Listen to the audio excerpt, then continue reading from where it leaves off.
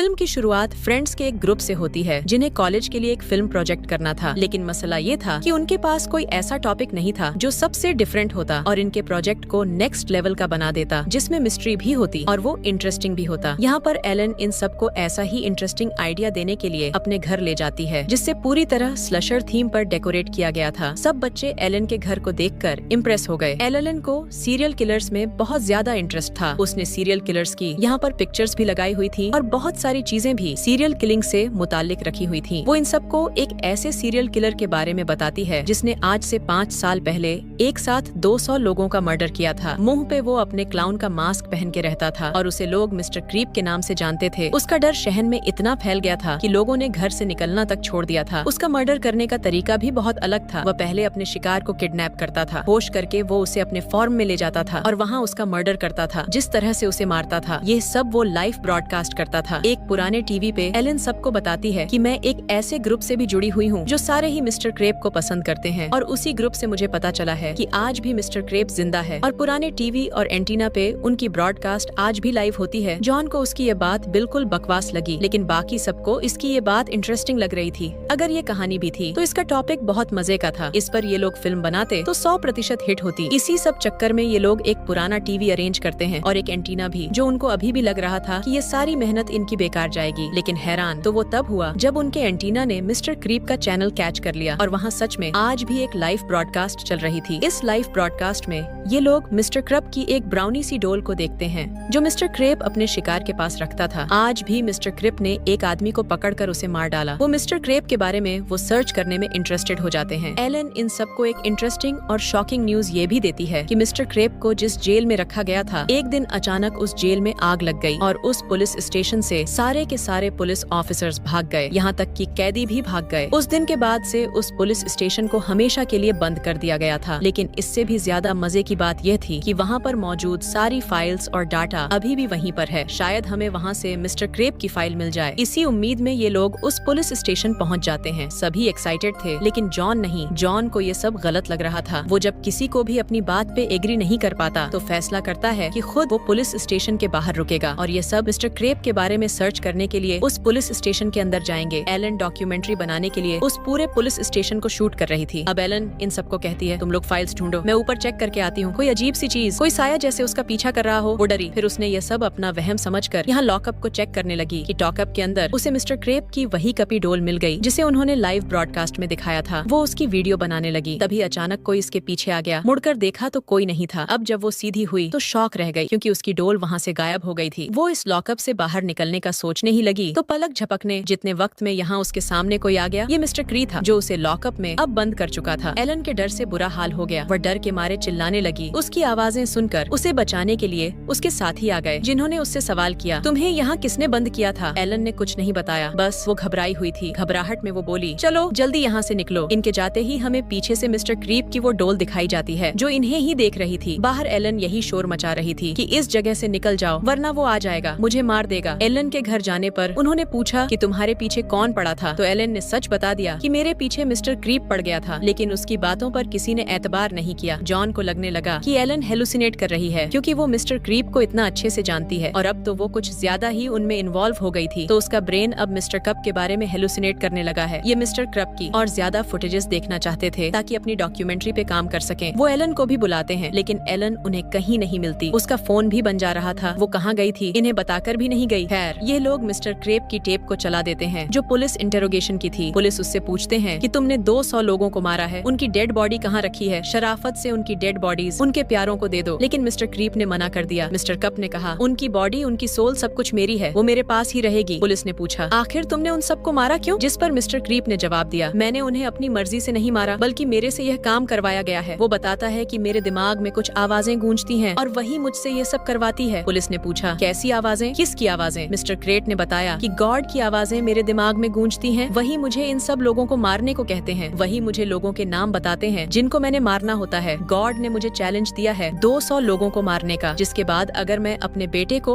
और फिर अपनी फैमिली को मारकर अपने आप को भी मार दूं तो मैं इस दुनिया का नया गॉड बन जाऊंगा। मैंने गॉड के साथ कॉन्ट्रैक्ट किया है। पुलिस वाले पूछते हैं, क्या अब भी तुम्हारे दिमाग में वो आवाजें गूंजती हैं? मिस्टर क्रीप ने कहा, हाँ, और अब मेरे दिमाग में नाम आ रहा है बेथ का। यहाँ प्रेजेंट में हम देखते हैं कि बेथ यह सब सुनकर बहुत ज्यादा डर गई थी क्योंकि 20 साल पुराने टेप में मिस्टर क्रेप बेथ का नाम कैसे ले सकता था। एकदम से टेप भी बंद हो जाती है। वो जान गई थी कि अब उसकी जान खतरे में पड़ने वाली है। वो सोचती है कि आखिर यह मदद के लिए जाए कहाँ। तभी इन्हीं फाइल्स में से उसे मैरी नाम की एक जर्नलिस्ट का पता चलता है जो मिस्टर क्रीप की बिल्कुल एलन की तरह ही फैन थी। ये लोग उसके घर जाने का डिसाइड करते हैं। यहाँ जाके ये लोग जब मैरी से बात करते हैं तो हैरान रह जाते हैं। मैरी की एक सीरियल किलर के बारे में बहुत अच्छी सोच थी। वो इन सब से कहती है तुम्हारे लिए वो एक सीरियल किलर होगा लेकिन मेरे लिए वो एक बहुत अच्छा इंसान है। वो बताती है कि मैं ऐसा इसलिए कह रही हूँ क्योंकि मैं जानती हूँ उसकी लाइफ के बारे में। मैं ये भी जानती हूँ उसे शैतान बनाया किसने है। उसके अपने माँ बाप ने। वो लोग उसे टॉर्चर करते थे, मारते थे, हफ्तों तक भूखा प्यासा एक कमरे में बंद रखते थे। ऐसे ऐसे फिर उन्हें इंसानों से नफरत होने लगी। उसे जोकर का मास्क बहुत पसंद था। वो उसे अपने पास रखता था लेकिन उसकी मॉम को उस मास्क से गुस्सा आ गया। उन्होंने उस मास्क को जलाने का डिसाइड किया। तब जब उसने वो मास्क पहना हुआ था वो मास्क जलकर पिघलकर बिल्कुल उसके मुंह के साथ फिट हो गया। मिस्टर क्रिप का मुंह जल गया और वो मास्क हमेशा हमेशा के लिए उसके मुंह का हिस्सा बन गया। डॉक्टर्स ने उस मास्क को निकालने की बहुत कोशिश की लेकिन जब वह नहीं निकला तो मिस्टर क्रिप को पूरी जिंदगी उस मास्क के साथ बितानी पड़ी। तब से मिस्टर क्रिप के दिल में सबके लिए नफरत पैदा होने लगी और उसने फैसला किया कि वो इस दुनिया का गॉड बनेगा। तब से उसके दिमाग में गॉड की आवाज गूंजने लगी और फिर मिस्टर क्रिप ने सब लोगों को मारना शुरू कर दिया। वो एक सीरियल किलर बन गया। वो उनसे कहती है मैं तुम्हारे लिए एक फाइल लेकर आती हूँ जो तुम्हारी डॉक्यूमेंट्री में तुम्हारी हेल्प करेगी। उसके जाने के बाद बेथ अपने साथी से कहती है कैसी पागल औरत है, एक सीरियल किलर को सपोर्ट कर रही है। उसकी ये बातें मैरी ने सुन ली थी। वो गुस्से में बाहर आई और उसने इन लोगों के ऊपर हमला कर दिया क्योंकि इन्होंने मिस्टर क्रेप को बुरा भला बोला था। वो अब चाकू ले आई थी इन लोगों को मारने के लिए। इससे पहले कि वो जॉन को मार देती पीछे से बेथ उसे बचाने लग जाती है और मैरी के हाथ पे मैरी का ही चाकू उसके जिस्म में स्टैब हो जाता है और वो यहाँ पर दम तोड़ देती है। ये लोग अब बहुत डर चुके थे। इन्होंने एक मर्डर कर दिया था, जल्दी से आ गए। ये अपनी कार में बैठ गए। इनका डर तब बढ़ गया जब पीछे से इन्होंने मैरी को हंसते हुए सुना। अब इनके पीछे लगातार किसी के हंसने की आवाज आ रही थी। कोई स्पिरिट, कोई सोल इनके पीछे पड़ चुकी थी। इन्हें ऐसा लग रहा था क्या ये मिस्टर क्रीप थे। अब ये बात जानने के लिए ये लोग दोबारा एलन को कॉल मिलाते हैं क्योंकि एलन ही थी जो सबसे ज्यादा मिस्टर कप के बारे में जानती थी। एलन इनकी कॉल भी नहीं उठाती और जब ये लोग एलन के घर जाते हैं तो एलन इन्हें वहाँ भी नहीं मिलती। सीट कट होकर हमें एलन को दिखाया जाता है जो झाड़ियों में चल रही थी और सब कुछ रिकॉर्ड कर रही थी। वो डरी हुई भी थी। वो मुझे मार देगा, वो मेरे पीछे पड़ा हुआ है। यहाँ एलन के घर पे ये सब लोग देखते हैं कि एलन ने मिस्टर क्रब से मिलने का फैसला कर लिया था और उसने पुलिस के सिस्टम को हैक करके ये पता चलाने की कोशिश की थी कि मिस्टर क्रब की आज भी लाइव ब्रॉडकास्ट कहाँ से आती है और वो वहाँ पर जा भी चुकी थी और उसके साथ ही डर गए और उन्होंने फैसला किया कि वो एलन की जान बचाने के लिए जाएंगे। जॉन अभी भी डरा हुआ था। वो इनके साथ जाने से मना करता है लेकिन तभी हम देखते हैं कि यहाँ पे जो पुराना टीवी था उसके अंदर एलन नजर आने लगी। एलन रो रही थी। ये वही चैनल था जहाँ पे मिस्टर कप की वीडियोस ब्रॉडकास्ट होती थी। इन्हें वो रोती हुई दिखाई दी जो इन्हें कह रही थी प्लीज मुझे आकर बचा लो, तेरी जान खतरे में है। ये वीडियो देखकर जॉन भी इनकी मदद के लिए यानी एलन को बचाने के लिए तैयार हो जाता है। ये लोग वहाँ जाने की तैयारियों में लग जाते हैं। वह अपने तीनों साथियों को एक एक कैमरा देती है और एक एक सिटी देती है कि अगर यह लोग एक दूसरे से दूर भी हो जाए और वहाँ पर सिग्नल ना हो तो ये सिटी मारकर एक दूसरे को आवाज दे सके। जाते हुए इन्होंने यह बात डिसाइड कर ली थी कि अगर इन्हें मिस्टर क्रीप दिख गया तो ये बस उसे देखते ही भाग जाएंगे किसी भी चीज की परवाह किए बगैर। अब यह लोग भी सिस्टम से मिस्टर क्रेप के हट का पता चलाते हैं और वहाँ चले जाते हैं। उस जगह के पास पहुँचते ही इन लोगों की कार काम करना बंद कर देती है और हम देखते हैं कि एक साया बेथ को गाड़ी से बाहर निकाल लेता है। वो साया उसे फार्म के अंदर ले गया था। बेथ रो रही थी। वो डर गई थी बहुत ज्यादा। वो सिटी बचाकर इन लोगों को सिग्नल देने की भी कोशिश करती है लेकिन उसकी सिटी से तो अब आवाज भी नहीं निकल रही थी। इधर हम देखते हैं कि जॉन और उसके दूसरे साथी को दूसरी तरफ से सिटी की आवाज आई थी। ये लोग जब वहाँ गए तो वहाँ कोई भी नहीं था। जब ये पीछे दोबारा कार की तरफ आने लगे तो हैरानक तौर पे इनकी कार भी गायब हो चुकी थी। ये लोग पूरी तरह यहाँ फंस चुके थे। उन्हें दोबारा पीछे से सिटी की आवाज सुनाई दी। वो जैसे ही उस सिटी की आवाज के डायरेक्शन में भागता है तो वहाँ पर भी उसे बेथ नहीं मिलती बल्कि अपनी कार मिल जाती है। वो हैरान हुआ कि उसकी कार यहाँ कैसे आ गई थी। जल्दी से वो दरवाजा खोलकर अपनी कार में बैठा तो देखा कि अंदर मिस्टर क्रीप की डोल रखी हुई थी जिसे देखकर वो डर गया और यहाँ पर फिर एक शैडो आया जिसने उसका गला दबाकर उसे यहाँ पर मार दिया। जॉन का दूसरा साथी और ये दोनों आपस में एक दूसरे को मिल गए थे। वो बताता है कि जॉन तो तुम्हें ढूंढने के लिए निकला था लेकिन अब वो खुद हाइप हो गया था। तो ये दोनों मिलकर एलन और जॉन दोनों को ही ढूंढने का फैसला करते हैं। ये लोग अब उस हट तक पहुँचा जहाँ से मिस्टर कप की वीडियोस ब्रॉडकास्ट होती थी। न जाने पे इन्हें ऐसा महसूस हुआ कि इनके पीछे कोई साया आ गया है। इससे पहले कि ये साया इन्हें मार देता जहाँ पे इन्हें एलन दिखाई देती है। इसके हाथ में मिस्टर क्रीप की डोल थी और वो ऐसा बिहेव कर रही थी जैसे उसे किसी ने पोजस कर लिया हो, अपने कब्जे में ले लिया हो। वो जल्दी से पीछे मुड़ती है, बेथ को देखती है और तभी यहाँ दिखाया जाता है कि एक साया बेथ के दूसरे दूसरे साथी को भी मार देता है और बेथ बेहोश हो जाती है। उसे जब होश आया तो उसने देखा कि वो एक कॉफिन में बंद थी। अपने मरे हुए साथी के साथ वो घबराकर अपने आप को इस ताबूत से बाहर निकालती है और भागने लग जाती है। भागते भागते वो एक कब्रिस्तान में पहुंची जिसमें बहुत सारी कब्रें थी। वो समझ गई कि मिस्टर ग्रीप का वो कब्रिस्तान होगा जहाँ पर वह सभी लोगों को मारकर दफन करता होगा। अपने आप को बचाने के लिए वो जल्दी से भागी और उसके सामने उन्हीं की कार आ गई। उसी शून्य का सांस लिया और जैसे ही कार का दरवाजा खोला तो अंदर से मिस्टर क्रेप निकल आए, जिसने उसे पकड़कर यहाँ पर उसे मार डाला। मिस्टर क्रीप ने इन चारों को अब खत्म कर दिया था। मूवी के पोस्ट क्रेडिट सीन में दोबारा से मिस्टर क्रेप का शो दिखाया जाता है, जहाँ पर मिस्टर क्रीप अपने सामने इन चारों दोस्तों की लाशों को रख के बैठा हुआ था। बस इसी सब को दिखाते हुए ये मूवी यहाँ खत्म हो जाती है।